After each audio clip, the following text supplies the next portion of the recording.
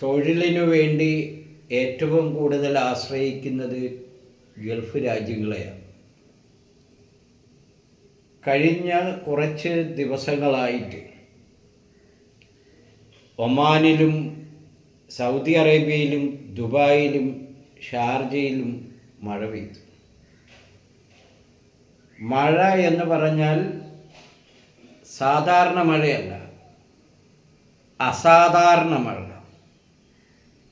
നമ്മുടെ പത്രങ്ങൾ റിപ്പോർട്ട് ചെയ്തു, ഒരു കൊല്ലം പെയ്യേണ്ട മഴ ഒരു ദിവസം കൊണ്ട് പെയ്തു.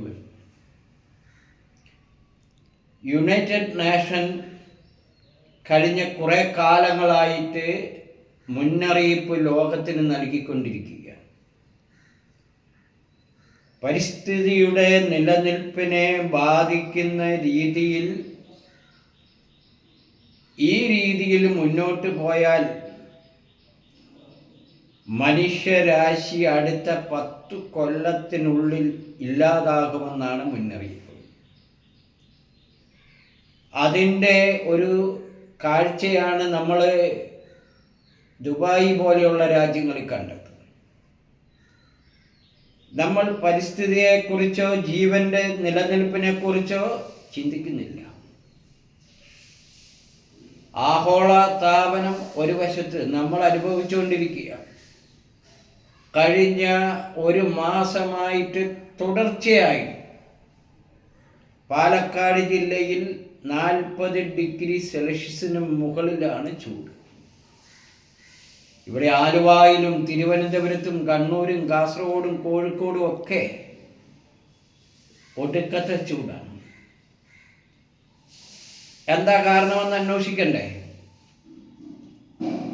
നമുക്ക് മരങ്ങൾ കണ്ടാൽ അലർജിയായി. വയനാടൻ മലയോരങ്ങളിലെ വനങ്ങൾ മുഴുവൻ നമ്മൾ വെട്ടി നശിപ്പിച്ചു. സർവ കുന്നുകളും നമ്മൾ ഇടിച്ച് നിരത്തി. ആ മണ്ണ് ഉപയോഗിച്ച് വയലുകളെല്ലാം മണ്ണിട്ട് നികത്തി. അങ്ങനെ മണ്ണിട്ട് നികത്തി അവിടെ കോൺക്രീറ്റ് സൗധങ്ങൾ പണിതു. ഇവിടെ ഒരു വീട്ടിൽ ഒരാൾക്ക് ഒരു വണ്ടി എന്ന കണക്ക്. 5 പേരടങ്ങുന്ന ഒരു കുടുംബമാണെങ്കിൽ 5 കാറുകൾ നിർബന്ധം. ഒരാളൊരു കാറെടുത്ത് ഇടത്തോട്ട് പോകും, വേറൊരുത്തൻ വടക്കോട്ട് പോകും. മക്കള് അച്ഛനപ്പോൾ കിഴക്കോട്ട് പോകും, അമ്മ പടിഞ്ഞാറോട്ട് പോകും. അതുണ്ടാക്കുന്ന കാർബൺ വ്യാപനത്തിൻ്റെ വ്യാപ്തിയെക്കുറിച്ച് സർക്കാരുകൾക്ക് ആശങ്കയുണ്ടോ? ജനങ്ങൾക്ക് ആശങ്കയുണ്ടോ? പരിസ്ഥിതി പ്രസ്ഥാനങ്ങൾക്ക് ആശങ്കയുണ്ടോ? അങ്ങനെ വാഹനങ്ങളുടെ ബാഹുല്യം കൊണ്ട് നാട്ടിൽ നിറയ്ക്കുന്ന ഈ കാർബൺ വ്യാപനം, അതിനെ ഇല്ലാതാക്കുക എന്നതാണ് ലോകരാജ്യങ്ങളുടെ ലക്ഷ്യം. അതുകൊണ്ട് പലപ്പോഴും ഫ്രാൻസിൻ്റെ പ്രസിഡന്റ് സൈക്കിൾ ചവിട്ടി ഓഫീസിൽ പോകും. ഇറ്റാലിയൻ പ്രസിഡന്റ് നടന്ന് ഓഫീസിൽ പോകും.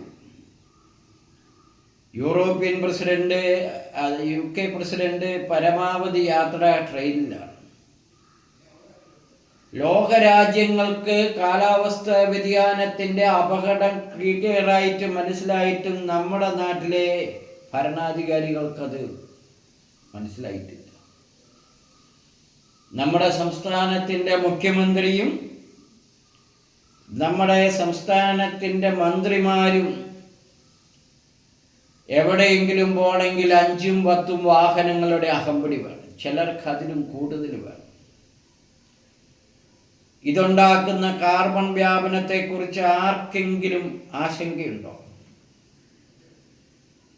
കേരളത്തിലെ ജനങ്ങൾ മനസ്സമാധാനത്തോടെ ജീവിക്കാൻ ആഗ്രഹിക്കുന്നുണ്ടെങ്കിൽ നിങ്ങളുടെ മനസ്സിൽ ഈ ആശങ്കയുണ്ടാകും. ഈ പരിസ്ഥിതിയുടെ മാറ്റം കൊണ്ടുണ്ടാക്കുന്ന അപകടങ്ങളെക്കുറിച്ച് ആശങ്കയുണ്ടാവണം. വാഹനങ്ങളുടെ ബാഹുല്യം കൊണ്ടുണ്ടാകുന്ന കാർബൺ വ്യാപനത്തെക്കുറിച്ച് ആശങ്കയുണ്ടാവണം. കുന്നുകൾ മുഴുവൻ ഇടിച്ചു നിരത്തുന്നതിനെക്കുറിച്ച് ആശങ്കയുണ്ടാവും. എല്ലാ വയലുകളും നികത്തുന്നതിനെക്കുറിച്ച് ആശങ്കയുണ്ടാവും.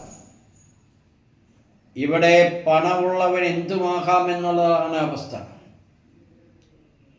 തൃശ്ശൂരിൽ 86 ഏക്കർ വയല് മണ്ണിട്ട് നികത്തി. ആ മണ്ണിട്ട് നികത്തുവാൻ തഹസിൽദാർ കൊടുത്ത സർട്ടിഫിക്കറ്റ് വ്യാജമാണെന്ന് തുടങ്ങി. അങ്ങനെ PNC മേനോൻ എന്ന് പറയുന്ന സമ്പന്നൻ ഉണ്ടാക്കിയ ഒരു പ്രസ്ഥാനമാണ് ശോഭാ സിറ്റി. ആ ശോഭാ സിറ്റി ഉണ്ടാക്കിയ പരിസ്ഥിതി പ്രശ്നങ്ങളെക്കുറിച്ച് ആരെങ്കിലും ചർച്ച ചെയ്തിട്ടുണ്ടോ? അത് വയലായിരുന്നു, വെള്ളക്കെട്ടായിരുന്നു. ഇപ്പോൾ തൃശ്ശൂരും അതിഭയങ്കര ചൂടാണ്. അങ്ങനെ നമ്മുടെ നാടിൻ്റെ നിലനിൽപ്പിന് വേണ്ടി, മനുഷ്യരാശിയുടെ നിലനിൽപ്പിന് വേണ്ടി, ബോധവൽക്കരണത്തിനും മനുഷ്യനോടൊത്ത് പ്രവർത്തിക്കുന്നതിനും പ്രകൃതിയോട് ഇണങ്ങി ജീവിക്കുന്നതിനും ആളുകളെ പ്രേരിപ്പിക്കുക എന്നതാണ് വേൾഡ് സോഷ്യൽ റൈറ്റ്സ് കൗൺസിലിൻ്റെ ഉദ്ദേശം. ഈ സംഘടനയ്ക്ക് ജാതിയില്ല, ഈ സംഘടനയ്ക്ക് മതമില്ല, ഈ സംഘടനയ്ക്ക് രാഷ്ട്രീയമില്ല. ഞങ്ങൾ മനുഷ്യനെ മനുഷ്യനായിട്ട് കാണുവാൻ ആഗ്രഹിക്കുന്ന സംഘടനയാണ്. ഇവിടെ മനുഷ്യൻ്റെ അടിസ്ഥാന പ്രശ്നം ശുദ്ധവായുവാണ്. ഇവിടെ മനുഷ്യൻ്റെ അടിസ്ഥാന പ്രശ്നം ശുദ്ധജലമാണ്. ഇവിടെ മനുഷ്യൻ്റെ അടിസ്ഥാന പ്രശ്നം വിശപ്പും കിടന്നുറങ്ങാനൊരു സങ്കേതവുമാണ്. അതിന് ജാതിയില്ല.